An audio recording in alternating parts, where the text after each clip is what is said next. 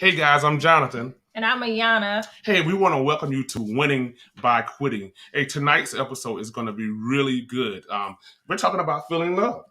Yep. So go ahead and share this and then stay tuned for tonight's episode. Do you love me? Hey, baby, real quick though. Do you love me? I'll let you know right after this.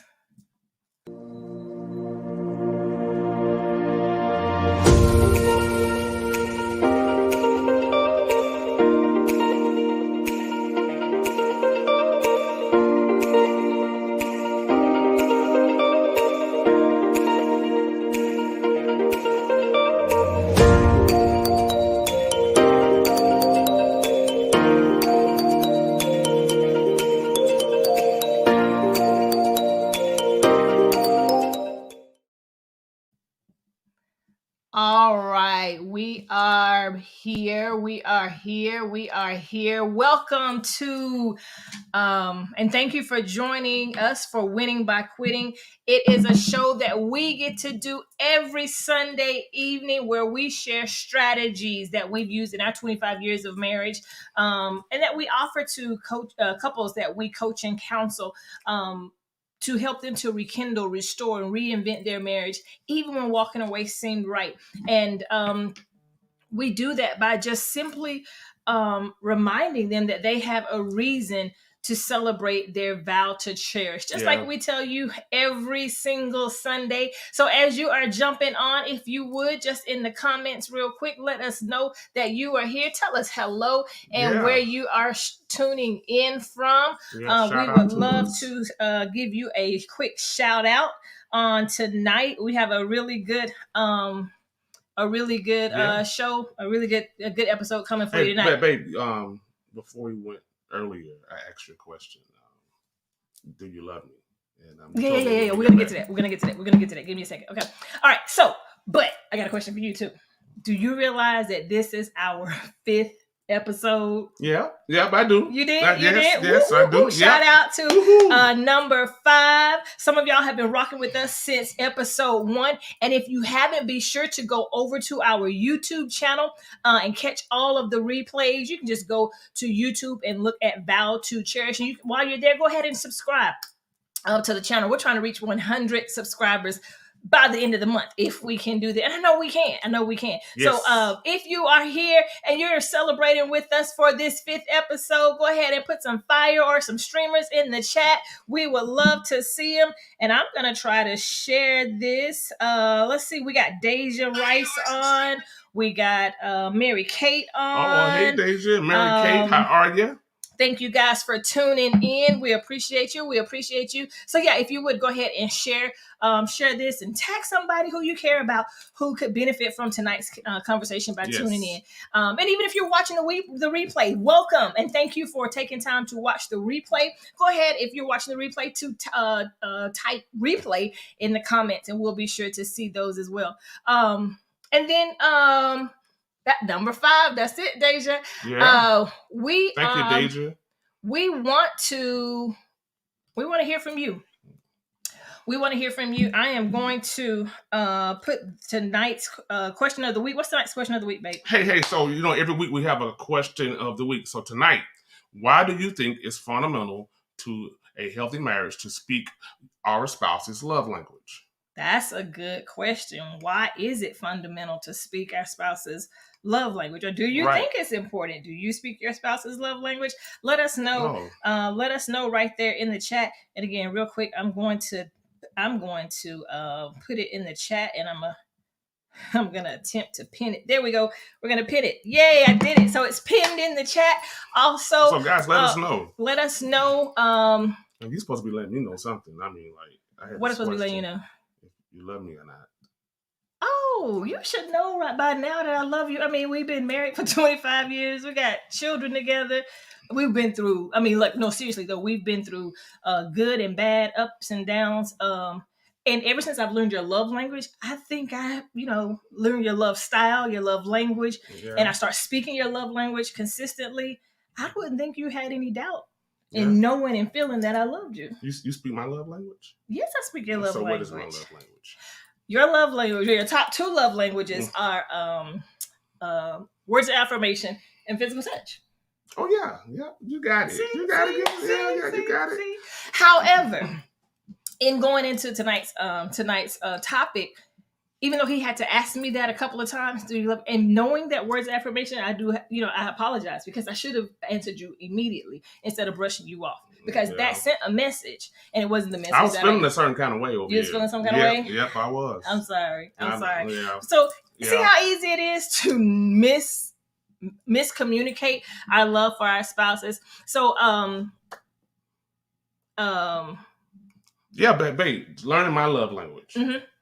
And speaking my love language fluently. Yes.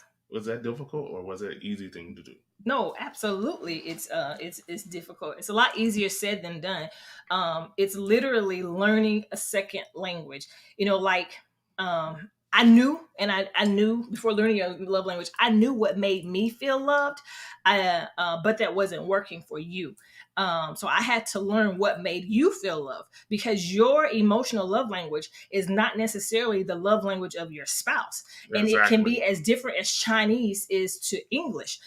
So no matter how hard you try to express love in English, if your spouse only understands Chinese, you'll never understand how to love each other. So you have to learn. I had to learn your love language, and I had to study you and study your love language. Exactly. So let's jump into it. Let's jump into it. So understanding love languages is like one of our number one things here tonight is difficult. Learning how to speak your spouse's love language can be difficult. Chapman did the 5 love languages in the book, and it's been out and it's worldwide popular. People all over know about the 5 love languages. Mm-hmm. But what we know it, but actually living it out, actually carrying it out, and learning to speak our spouse's love language can be difficult. Yeah. You said earlier it's almost like a foreign language. In our book on page number 3, we start the book off about Ayana's chapter says how I stopped loving him my way. I believe that's what it is. I quit loving him my way. Loving him my way. Yeah. So that kicks the whole book off. It kicks the book off. Yeah. And so in that chapter we talk about when we had foreign students living with us, and we also taught at a school with international students. We had the foreign exchange students. And the foreign exchange students staying with us. And they actually came here to learn the language. That was the reason their parents sent them here, and also to get the American education. But they had to be immersed into the culture in order to learn the language. But the difficulty of it, actually getting close to with some of them and asking the questions, we found out that learning another language can be fatiguing. It can be draining. It can be very, very frustrating. Yeah. Because it's not natural. And so sometimes when you're trying to communicate love to your spouse and you're not communicating their love language, you become frustrated because you want them to know how much you love them, but they don't understand it or see it that way because you're not speaking that language. So I think that as couples and as married couples, we need to understand that we should show a little empathy and have a little patience with each other as we're learning each other's love language. Yeah. And then if you know your spouse's love language pretty well, find out how you can improve on that, because especially since it's a second language. If I learned Chinese, or if I learned Mandarin is Chinese, or if I learned Japanese or even Swahili, I would have to practice that. Right. To really, really and consistently become good at that language, right? Exactly. I can't just learn it and then don't practice it and don't, improve on it or build upon it, because I'll lose it. Exactly. And then you have to be consistent in your practicing, consistent in your work effort to learn the language. Yeah. Some foreign language teachers say that you have to be immersed within the culture in order to be able to learn the language fluently. So what would that look like for marriages? How could I immerse myself with my spouse? I mean, to learn their learn their language. That's how there's no book I can pull off the shelf that says Jonathan Kilgore 101. Right. But I do live with you. Right. You do live with me, so studying me. Mm-hmm. You know, studying my my mood swings, my ups and my downs. When that's real good. I mean, when you study your spouse to the point when you know, you can almost tell when they're gonna have a up ride on the roller coaster or a down ride. You know, when they're going up or they're going down. So you can tell when it's about to happen when you really study your spouse, and then you can see what's going on around the situation that caused the up or down. Okay. So studying your spouse can cause you to immerse within your spouse, spending that time with your spouse, being intentional with spending time with your spouse. Like, like again, when the students learn the new language, they have to be intentional with learning it, being here, putting that work into it. No, it's on my schedule. It's a part of my life. This is what I do. I need to learn her. I mean, some of us are so passionate about our dreams and our work and things, and our work levels and things that we do, but can we be that passionate about our spouse and learning your spouse? Can you be that passionate about your marriage? So I challenge that, challenge you to do that tonight. Okay, so, and I know you're a teacher too, but the teacher in me also says, ask questions. Yes. Don't just sit there, because when you are observing and translating, you could really, translate incorrectly. So just ask the questions.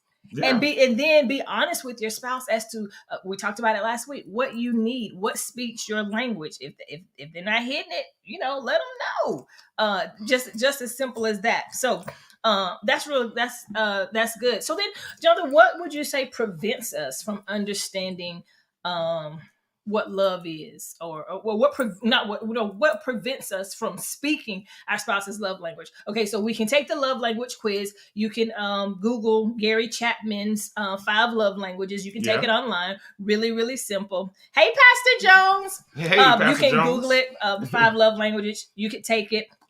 Thanks, Rich, Mary Catherine. Hey. You can Google it so that you know your spouse's love language. Some people know their spouse's love language. They can change. So if it's been a while since you've taken the quiz, just go ahead and take it. It's 10-15 minute quiz. Won't take long, and it will give you a wealth of knowledge. Okay. Yes. So what else prevents us, other than just not knowing our spouse's love language? Yes, once we know it, what prevents us from really fluently speaking our spouse's love language? I think there could be different understandings of what love is.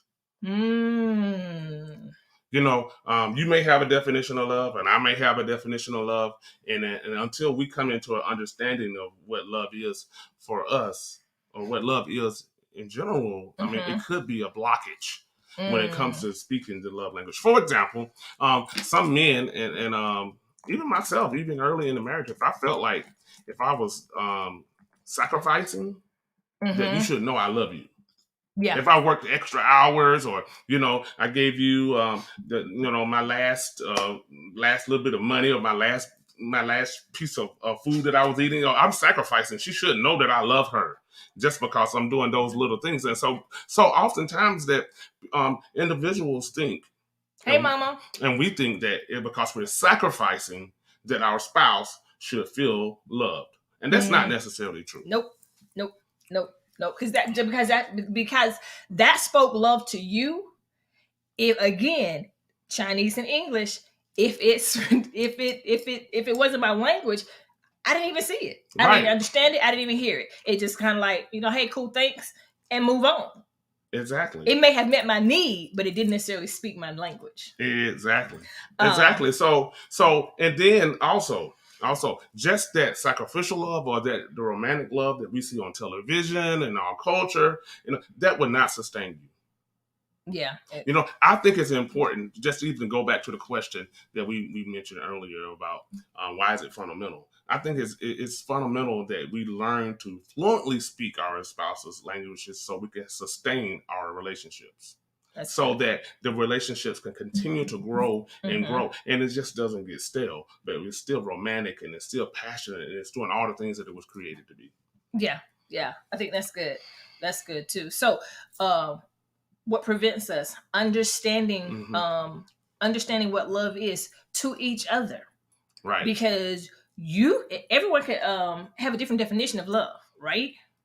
Everyone can define love in different ways. So what means love to you may not mean love to me. You know, love may be loyalty to me. It may be respect for you. Right. It may be friendship for me. It may be commitment for you. So we have to understand your spouse's love style. Yes. Understand what they think love is, and understand their definition of love. And that will give you that. Without knowing those, it can still put, even if you know the love beyond love languages, if you know their love style and their definition of love, you can more fluently and adequately speak their language. And I mean, and even after this is one I just want to add in. This is an extra. Okay, add in the extra. And I got to add in the extra because oftentimes we find out the information, we ask the questions. Mm-hmm. We find out the love language of the spouse. Mm-hmm. And we still have a difficult time. Mm-hmm. Speaking that love language. So one thing that can prevent you from loving your spouse, here it is, babe. What is it? And speaking that love language, unforgiveness. Now that's a whole nother show. You know, I know it's a whole nother show. We cannot unpack that. No, I can't unpack it. Okay. I mean, but we got to know that though. I mean, because that could be stopping you from speaking your spouse's love language.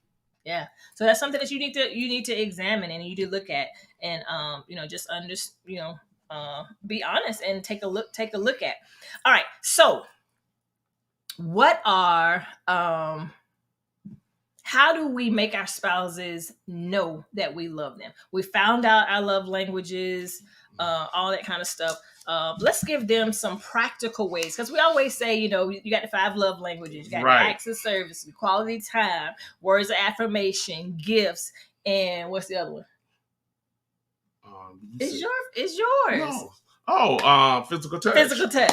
Right. Physical touch. I have to run them through the brain real quick. Sorry. But let's give those tuning in and those watching the replay some practical things. Okay, so we wrote down a few. All right. Okay, so words of affirmation. You can just say some words. First of all, for words of affirmation, you can get your Vow to Cherish Love Notes journal. Yes. And it is very effective for words of affirmation. You can go to vowtocherish.com and look at that. But just some words of affirmation, just telling them that you love them through words, through letter, through text, or even a special note. So, for example, you can say things like that we have here, like you look wonderful in that outfit. Yep, I'm so proud of you. I'm honored to be beside you in this life. Yeah, or something to that effect. That's true. We don't talk like that, but that is true, though. I'm grateful for you. I not only love you, but I like you. Yeah, that's a serious thing. To not just love your spouse, but like them. But that's another show too. A whole nother show. Okay, so then receiving gifts. Right. A gift can be small, it can be large, or just make sure that it's done with a loving heart. Those are the gifts that's going to mean the most. Buy your spouse lunch. Take it to work. We got DoorDash. We got Uber Eats. Send them lunch to work. Have fresh flowers on the table when, Jonathan does that almost every Friday. So it's almost like an expected thing now for me to have fresh flowers on Fridays when I get home. Just pick up a special treat. If you know they like a special snack or a special drink, you're at the grocery store, just pick it up. Grab it and pick them up. And then give them the gift of time. Right. That's something that cannot be. Woo. The value of that. Yeah, the value you can't put a value on just that gift of time. Even when quality time is not necessarily their one of their love languages, that it is a gift, right? Right. Quality time. Make date nights a weekly thing. Put it on the calendar. Right. Go on a picnic. Cuddle up, watch a movie together. Yep. Cuddle up, watch a movie. Physical touch. Give a hug. Yeah. Hold hands while you're walking. Right. Give him a massage after he comes from work one day. Yep. Yep.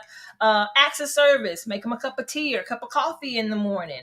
Help them clean out the garage. Detail the inside or the outside of the car. And then just do something they want to do. Right. Ask them, hey, what do you want to do today? And then do that. And then if all else fails, hey, babe, how can I fill your love tank? What can I do to fill your love tank? I'm big on asking questions because I am not a mind reader. Neither is my husband. Right. I studied psychologist, but I cannot read read minds. I'm not a mind reader. A little prophetic, but I don't read minds. No, I'm so glad that God changed us from that, though. Right, from assuming that you should be able to read because our we minds. had to quit doing that. Just ask the question and give the honest answer. So you're going to find out their love language. You're going to speak it fluently. We just gave you some examples, but then know their definition of love.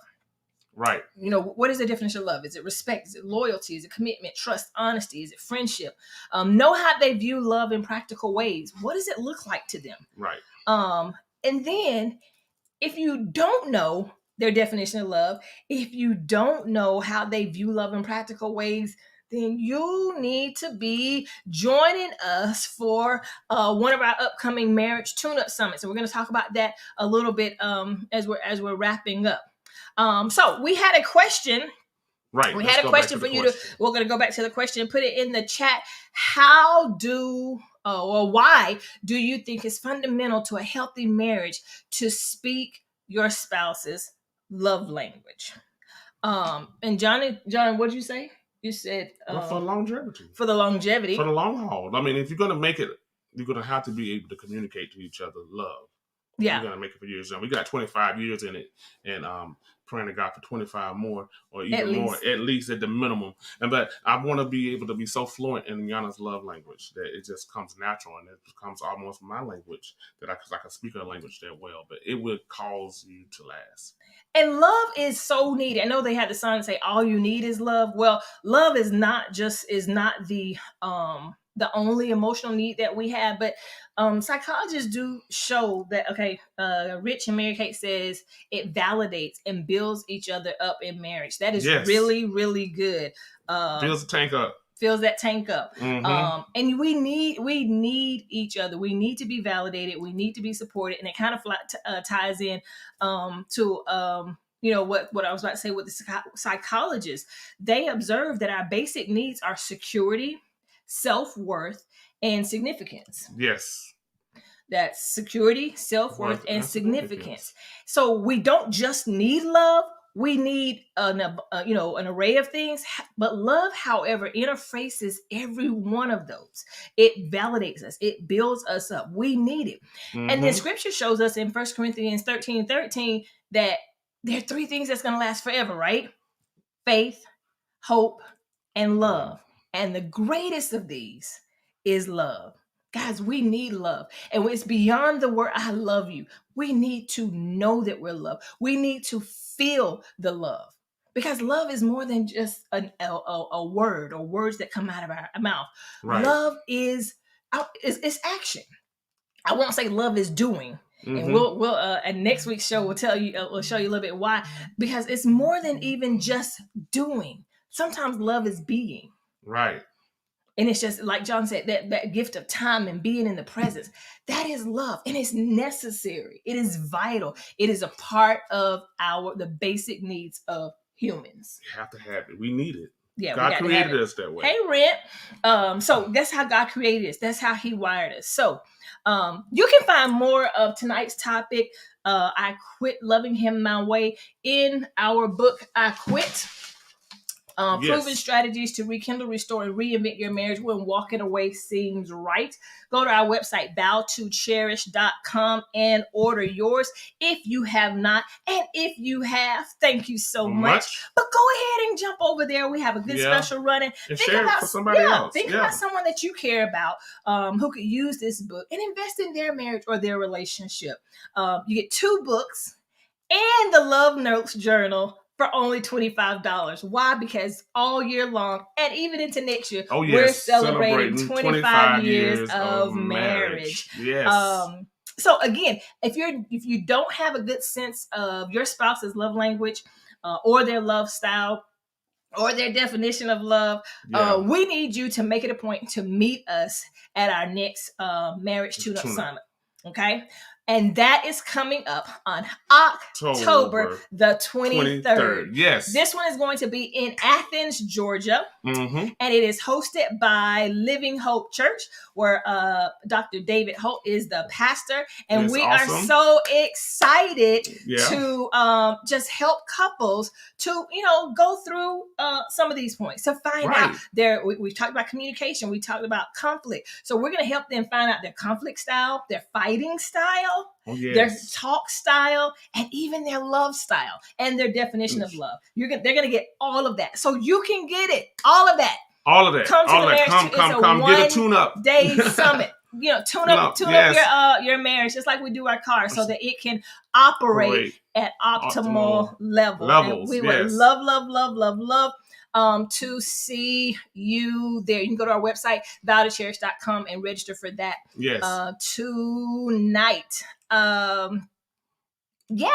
It's been a good topic. It's been a good night. Really good.